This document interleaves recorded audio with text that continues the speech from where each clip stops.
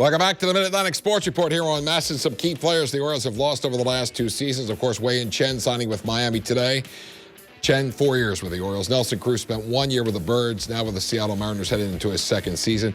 Nick Hundley was with the Orioles for a couple of months, or partially about 4 months, in the 2014 season when Matt Wieters was injured.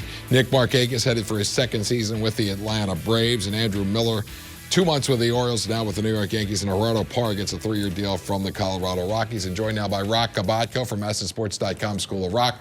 Roch, of course, just recently being named the Maryland co-winner for Sports Writer of the Year awards by the National Association of Sportscasters and Sports Writers, along with Peter Schmuck. Congratulations first, Roch. We know you do good work.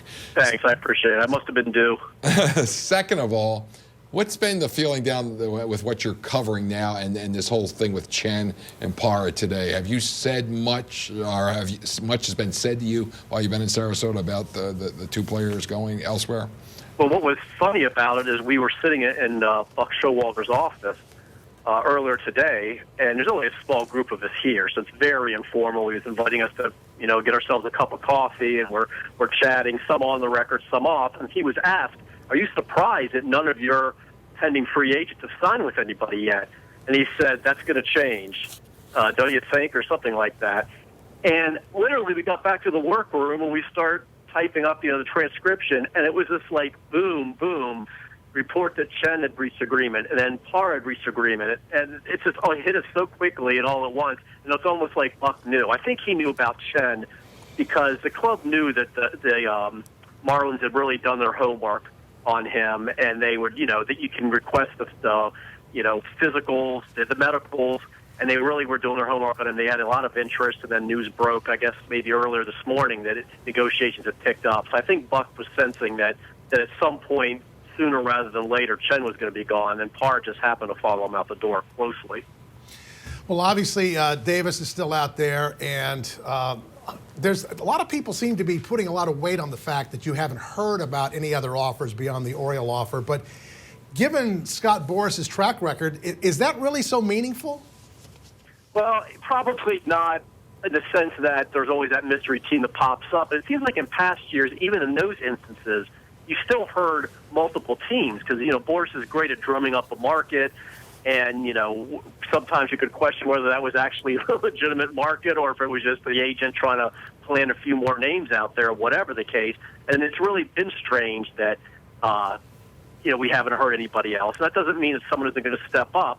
But I think in that regard, it's a little unusual that there really hasn't been much of a buzz around him. And I don't know whether, again, that's a case of other agents and players waiting to see what Davis does. And if he ends up going somewhere else, they're going to step up, and maybe Davis's people are waiting. I don't really know at this point. It seems like there's still this little logjam. It's loosening some, but you still got Davis. You have Upton, you have Cespedes. Even with Gordon gone and Span, and now Parra, a few others, you still have that kind of a cluster of the big names. I don't know whether it's kind of a stare down at this point, but it's just, we've heard other names connected to some of the other players. We have not heard any with Davis, and to me that is a little bit unusual. And the Orioles are thinking the same thing, which is why, again, they're not going to bid against themselves. They keep saying, we don't know if any market for him, so we've got our offer out there. Take it or leave it. Roch, are the Orioles concerned about getting more starting pitching? And if so, what's the best route? Free agent route, trade, or the low-risk, high-reward guys? I mean, it could be any of those, and I know that they're concerned about the rotation, and they want to go ahead and make at least one more move because they do have this hole now without Chen coming back, and they'd like to get another guy is kind of depth, whether it's a AAA guy who will end up having an opt-out at some point, one of those bounce-back guys. But they most certainly do want to add to the rotation, and the market's thinning out now, and you would think maybe a trade might be a better way to go. But we always come back to the same thing, just like I'm hearing now that they're talking to the Rockies, who have an excess of outfielders now, and they may go ahead and be willing to deal one. The Orioles have been talking to them, but what do the Orioles have to give up in return? Everybody wants Kevin Gausman, which would make no sense if you're trying to get a starting pitcher, and they don't want to give him up even for an outfielder. But certainly if you're looking for another starter, you're not going to punch another hole by giving up Kevin Gausman. And they have surrendered so many young arms lately that I think there's got to be a hesitancy to go ahead and dip into that again. Because you look at the list of guys, there's about 5 left-handers, young left-handers that are gone now. And trust me, that has not gone unnoticed in the organization. So I don't know what you've got to deal in exchange when you want pitching, because everybody wants pitching in return. Roch, let me talk to you about some of the obvious things here. You've had your eyeball on two of the top prospects for the Orioles, of course, Hunter Harvey and Dylan Bundy. Hunter Harvey is going to, I understand, throw a little side session tomorrow, and Bundy actually is just long tossing. He's not throwing. But give us a update, or whatever you call those things on those two guys, even though they're, obviously not at full speed right now. Right. Well, they both claim they're 100%, and they're really encouraged. And, Hunter Harvey admitted, and I talked to some other people, there were concerns that he might need elbow surgery, that he might need a Tommy John procedure, and he said there's no thought at all about surgery, and he hasn't even seen Dr. Andrews since, September. So he feels like he's full go, and he's already thrown 4 times off a mound. This is going to be the 5th time, obviously the first time here at minicamp, which probably has a few of the Oriole people a little nervous because they want to make sure that he's not pushing himself too much like they used to worry about Dylan Bundy. Meanwhile, they're really happy that Bundy has kind of slowed himself down, where he said he feels great, but he's still just doing the long toss, 150 feet. He'll go to basically a flat mound later, and then maybe by next week or shortly after that, he can actually go ahead and throw off a regular mound. But he's pretty much slowed himself down, which the Orioles, this is what they want him to do. This is his program, but they just like the fact that they don't have to hold him back. He understands, look, slower here is going to be better. Don't take any chances. This is a huge year for him. As you know, he's out of options. He's got to make the club or be exposed to waivers. He's probably going to be a bullpen guy if he's healthy coming out of camp. So it's a big year for him, and it's a big year for Hunter Harvey, who hasn't pitched. He missed all this season, and he didn't pitch after about, June of the previous year. So he needs to have a healthy year.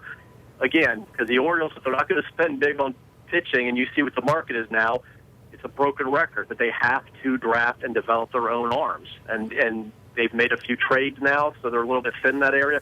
They need these two guys healthy and productive. Roch, from the standpoint, if the Orioles would sign, let's just a hypothetical question, if they would sign Yoenis Cespedes or Justin Upton, what do you foresee the situation if they get one of those two guys right now before Chris Davis? And would they get one of those two guys, or could they, before Chris Davis's deal is done one way or the other? Yeah, I think so. But, there's that line of thinking that because ownership still hasn't given up on bringing Davis back, that they might be hesitant to step it up a little bit more in negotiations and offer maybe a little bit more to get a deal done because they want that money there for Davis. It's not going to be there for him if they end up signing Cespedes or Upton. But I know they're in negotiations. They've talked to reps for both sides, so it's not like they're just sitting around waiting on Davis.